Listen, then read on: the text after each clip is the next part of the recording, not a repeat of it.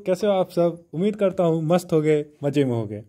तो बच्चों, हम आ गए हैं अपने सर्कुलर मोशन के तीसरे लेक्चर में। और यहाँ पे हम कुछ स्टैंडर्ड प्रॉब्लम है जो सर्कुलर मोशन के, उसको हम डिस्कस करेंगे। इससे पहले हमने ये देख लिया था कि कैसे सर्कुलर मोशन के क्वेश्चंस को सॉल्व करते हैं, उसके रूल्स देख लिए थे। कौन कौन से रूल्स हैं, कौन कौन से स्टेप्स हैं जिसको फॉलो करके हमें सर्कुलर मोशन के न्यूमेरिकल्स को अप्रोच करना है। वही रूल्स, वही कॉन्सेप्ट हम उसको इधर भी यूज करेंगे। इनफैक्ट मैं उस रूल को यहाँ भी फिर से दोहरा दूंगा, ठीक है। और बहुत ही सिंपल तरीके से हम इन क्वेश्चंस को कर लेंगे, ठीक है। तो अभी देखो, कोनिकल पेंडुलम क्या है। कोनिकल पेंडुलम है, देखो यहाँ पे मैं ये सपोज ऊपर में कोई सीलिंग है, सीलिंग है ये, और सीलिंग है ये, और सीलिंग से मेरा एक ऐसा स्ट्रिंग है, और वहाँ पे एक ऐसे सपोज बॉल है। इस बॉल को इस सीलिंग के सेंटर में, सपोज सीलिंग के सेंटर में ये है सेंटर लाइन, इसके थ्रू ये यहाँ से इसको ऐसे रोटेट कर दिया ओमेगा से। कैसे रोटेट किया? ओमेगा से। तो ये कैसा बनाएगा? ये ऐसे घूमते घूमते घूमते घूमते घूमते घूमते एक circular motion, circular path follow करेगा। तो सर्कुलर पाथ फॉलो करेगा। तो जब सर्कुलर पाथ फॉलो करेगा तो सर्कुलर मोशन में जो भी कॉन्सेप्ट यूज होते हैं हम यहाँ पे लगाएंगे। तो सर्कुलर मोशन में यहाँ पे रहा इसका सेंटर, तो सेंटर की तरफ कौन सा एक फोर्स आएगा? Centripetal force. और सेंटर की तरफ जो एक्सेलरेशन आएगा वो उसको क्या है?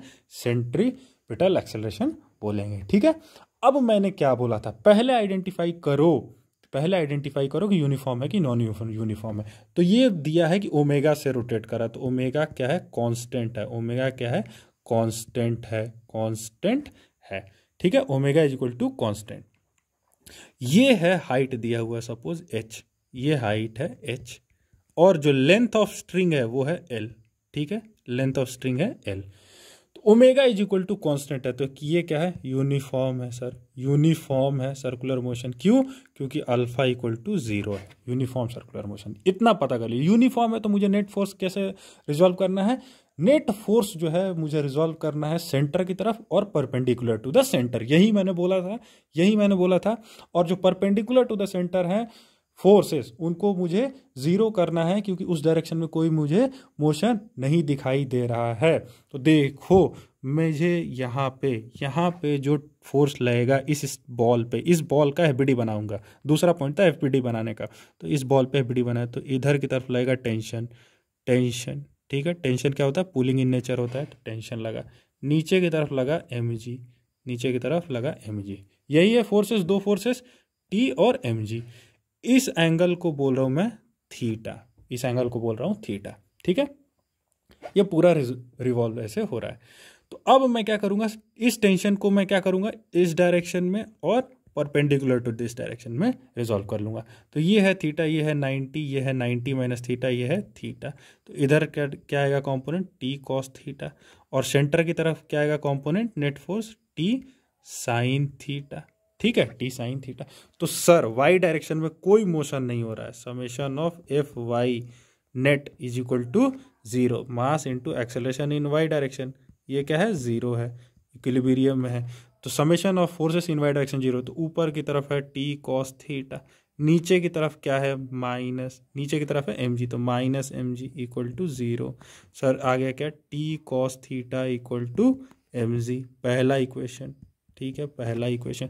दूसरा इक्वेशन क्या है सर? एफ सेंटर की तरफ, F centre net force towards centre is equal to क्या है? Mass into acceleration towards centre. यही बोला था मैंने लगाने को। मेरा अगला पॉइंट क्या था? लगाओ Newton second laws of motion towards centre. तो एफ सेंटर में क्या है सर? टी साइन थीटा को क्या लिख सकता हूं? M omega square are.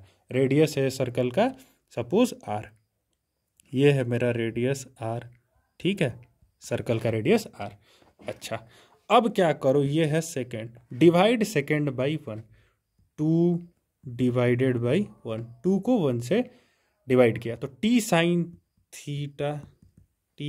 Theta by T cos theta is equal to M omega square R upon M G. ठीक है, टी से टी गया, यहाँ से क्या आया मेरा tan थीटा आया, tan थीटा आया, कितना आया sine theta by cos theta, tan theta, M से एम गया omega square R upon G, यही आया tan theta is equal to omega square R upon G. तो यहाँ से बताओ ओमेगा की वैल्यू कितनी आई, omega square is equal to कितना आया G into tan theta upon G into tan theta upon R, G into tan theta upon are, यही है। यहाँ से इसको जी को इधर लेके गया मैं, टैन थीटा से मल्टीप्लाई किया और आर को डिवाइड कर दिया। अब एक चीज़ बताओ, इस ट्रायंगल में, इस ट्रायंगल देख रहे हो, ये ट्रायंगल है ऐसा, ये है ट्रायंगल सर, ऐसा ट्रायंगल है, ठीक है। यहाँ पे देखो, ध्यान से देखो, ये है ट्रायंगल, यहाँ है, ये है बॉल, ये है मेरा थीटा, ये है मेरा आर सेंटर, ठीक है, और ये है मेरा हाइट। तो tan थीटा सर क्या लिखोगे, परपेंडिकुलर अपॉन बेस लिखोगे। परपेंडिकुलर क्या है, ये है r, और बेस क्या है हाइट h, ठीक है, लिख दिया।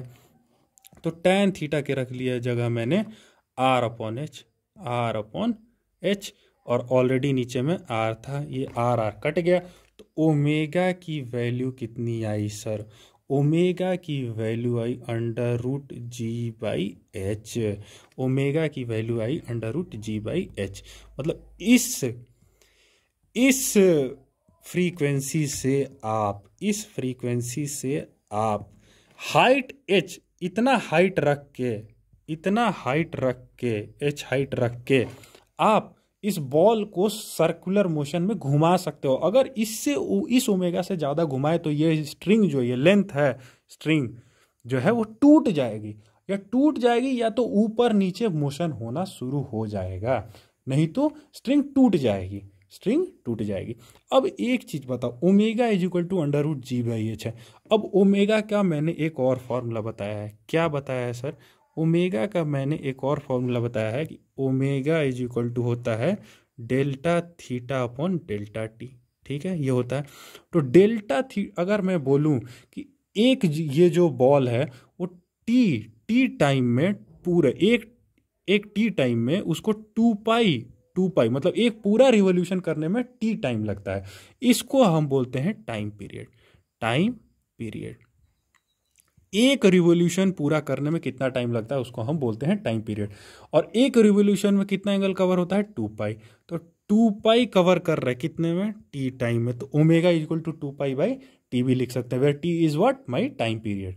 टाइम पीरियड किसको बोलते हैं सर, टाइम पीरियड बोलते हैं, इसको मैं यहाँ पे लिख दे रहा हूँ, time period is time to cover one revolution, ठीक है। तो अब मैं ओमेगा इज इक्वल टू यहाँ पे 2 पाई बाई टी लिख दिया, 2 pi by T is equal to under root G by H. तो यहाँ से मैं टाइम पीरियड निकालूंगा, time period of circular motion, time कितना टाइम पीरियड होगा, तो उसको मैं लिख रहा हूँ 2 पाई इंटू अंडर रूट, इस वाले टर्म को इधर लेके आ रहा हूँ, H by G. Time period की वैल्यू आ गई 2 pi under root H by G. तो देख रहे हो, टाइम पीरियड की वैल्यू निकाली, मतलब हमारा कितने टाइम में ये जो बॉल है वो एक सर्कुलर मोशन, एक रिवॉल्यूशन कंप्लीट कर लेगा, तो उसकी वैल्यू है 2 pi under root H by G. तो इस तरीके से हमने इस क्वेश्चन को या इस प्रॉब्लम को सॉल्व किया, हम इस प्रॉब्लम में आगे बढ़े।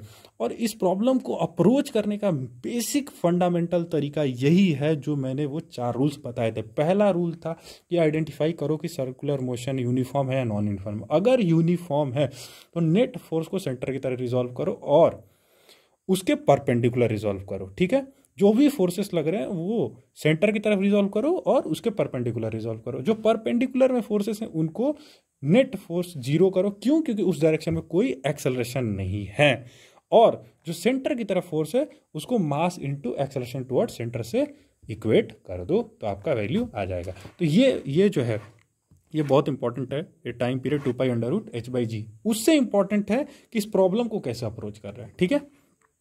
अब आते हैं हम इस पे क्वेश्चन पे। देखो, the Bob of a simple pendulum of length 1 meter has mass 100 gram and a speed of 1.4 meter per second at the lowest point in its path.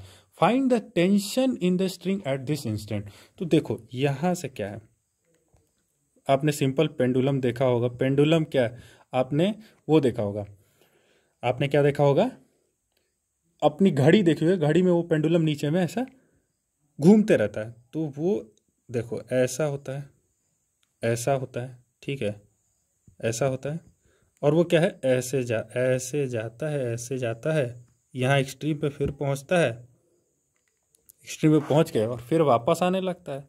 यही तो होता है, ठीक है।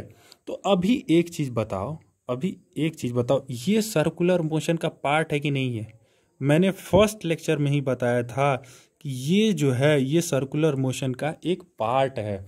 तो ऑब्जेक्ट जो है इतने टाइम ड्यूरेशन के लिए सर्कुलर मोशन में है, जिसका रेडियस क्या है, अगर मैं इसको इमेजिनरी सर्कल बनाऊं, अगर ऐसे फैला के इमेजिनरी सर्कल बनाऊं, तो इसका रेडियस जो है सेंटर के, अगर मैं इसका सेंटर यहाँ पे लेता हूँ तो इसका सेंटर का रेडियस जो है वो आर होगा, ठीक है, आर होगा यहाँ पे, ये जो है इसका सेंटर होगा ये, और इससे ये बनते हुए पूरा एक सर्कल बनेगा। तो ये हो गया उसका रेडियस आर, ठीक है। अब देखो, अब पूछ रहा है कि find the tension in the string at this instant at the lowest most point. Lowest most point कहाँ है सर? यहाँ है, ये है मेरा लोवेस्ट मोस्ट पॉइंट, ठीक है। यहाँ पे पूछ रहा है इसमें स्ट्रिंग में टेंशन टी कितना होगा। तो अब एक चीज बताओ, पहला ये बताओ कि यूनिफॉर्म है कि नॉन यूनिफॉर्म। तो ओमेगा कांस्टेंट है सर, कांस्टेंट है, क्योंकि यहाँ एकदम कांस्टेंट स्पीड से यहाँ पे आएगा, यहाँ से जाएगा, ठीक है। ओमेगा कांस्टेंट, तो यूनिफॉर्म, ठीक है, यूनिफॉर्म है, ठीक है, यूनिफॉर्म है। यहाँ पे लगा mg, नीचे की तरफ लगा mg, नीचे की तरफ लगा mg। तो यहाँ पे इस इंस्टेंट पे मेरा वेलोसिटी पूछ रहा है इस इंस्टेंट पे मेरा वेलोसिटी पूछ रहा है v बताओ, ठीक है। अब एक चीज बताओ, मैंने ये लिखा ओमेगा इक्वल टू कॉन्स्टेंट। इस बात से आप लोग कितने लोग सहमत करते हो? बच्चा देखो, जब यहाँ पे एक्सट्रीम पोजीशन पे होगा, मेरा जो ऑब्जेक्ट एक्सट्रीम पोजीशन पे होगा, मैं ये जो है ना, मैं ये जब भी पढ़ाता हूँ तो ये पहली बार मैं यही लिखता हूँ, omega equal to constant uniform है, और बच्चे मान भी जाते हैं। देखो मैं इसको यहाँ बना रहा हूँ, फिर से बना रहा हूँ, ये रहा मेरा वो, ठीक है, ये रहा मेरा सेंटर, ठीक है। यहाँ पे सपोज किसी एंगल यहाँ पे बॉल पहुँची है, बॉल पहुँच गई यहाँ पे, ठीक है। ये रहा, ऐसे ट्रैवल करते हुए यहाँ से आई थी, ठीक है, यहाँ थी पहले, यहाँ थी सपोज पहले बॉल थी, अभी यहाँ आ गई।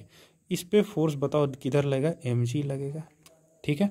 अब मैंने क्या बोला है कि पहले काम करो कि जितने भी फोर्सेस हैं उनको सेंटर ऑफ सर्कल, ये मेरा सेंटर ऑफ सर्कल है, यही है मेरा सेंटर ऑफ सर्कल, ये है, इसके तरफ रिजॉल्व करो। तो मैंने टेंशन टी किया, इधर मैंने mg का एक कंपोनेंट लिया और एक इधर लिया।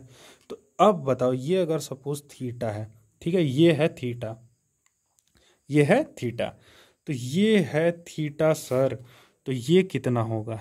ये भी होगा, ये भी कितना होगा? थीटा। कैसे? कॉरस्पॉन्डिंग एंगल से थीटा। तो इधर लगा मेरा फोर्स mg cos थीटा और इधर लगा मेरा mg sin थीटा, ठीक है। तो जो मेरा डायरेक्शन ऑफ मोशन है, उस डायरेक्शन में मुझे एक फोर्स आ रहा है, तो मेरा टेंजेंशियल एक्सेलरेशन कितना होगा? Force tangential by acceleration of tangential, mass of tangential, तो force of tangential mg sin theta by mass. तो इधर देखो मेरा नेट टेंजेंशियल एक्सेलरेशन आ गया g sin थीटा। तो ये जो मेरा मोशन है कैसा है? नॉन यूनिफॉर्म सर्कुलर मोशन है बच्चे लोग, नॉन यूनिफॉर्म सर्कुलर मोशन है, मतलब कि v is not equal to constant, v constant नहीं है। तो मैं यही चीज समझाने की कोशिश करता हूँ। इस प्रॉब्लम बहुत ही सिंपल है, लेकिन बच्चे इसको यूनिफॉर्म मान लेते हैं। यूनिफॉर्म नहीं है। देखो यहाँ से AT equal to G sine theta हमारा आ रहा है, ठीक है। तो अब इसीलिए पूछा है कि बताओ इस इंस्टेंट पे इसका स्पीड जो दिया हुआ है, इस इंस्टेंट पे स्पीड दिया हुआ 1.4 मीटर पर सेकेंड।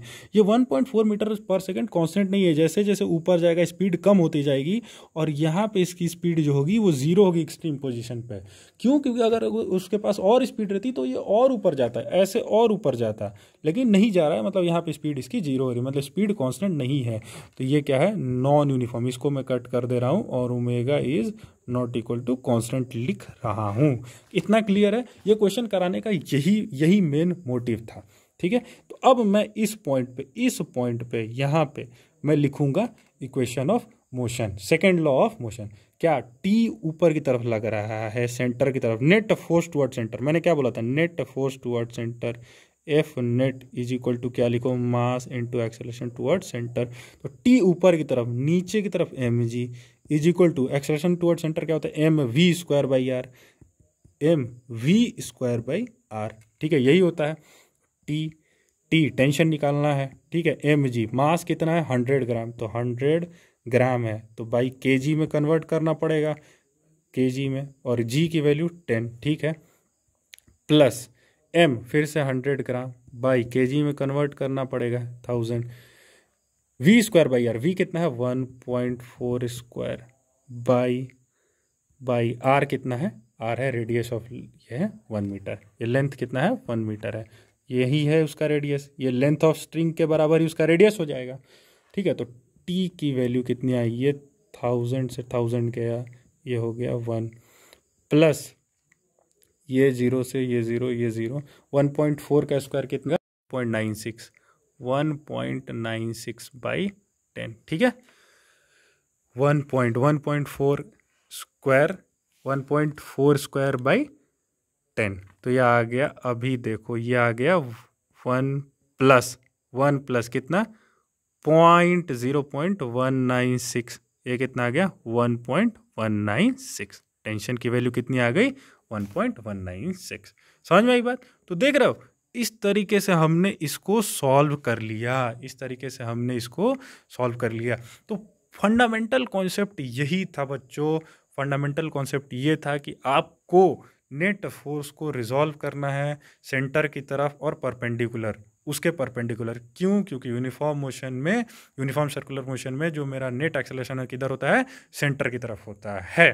तो इस तरीके से हमने इस क्वेश्चन को सॉल्व कर लिया। मिलते हैं हम दोस्तों अगले लेक्चर में, और अगले लेक्चर में हम बहुत ही इंपॉर्टेंट कॉन्सेप्ट जो है सेंट्रीफ्यूगल फोर्सेस, उसको डिस्कस करेंगे और बहुत ही आसानी तरीके से उसको डिस्कस करेंगे, बहुत ही आसान तरीके से उसको समझेंगे, और कहाँ अप्लाई करना है, कैसे अप्लाई करना है, उसको भी हम समझेंगे। तब तक से आप पढ़ते रहिए, एंजॉय करिए, मस्त रहिए। जय हिंद।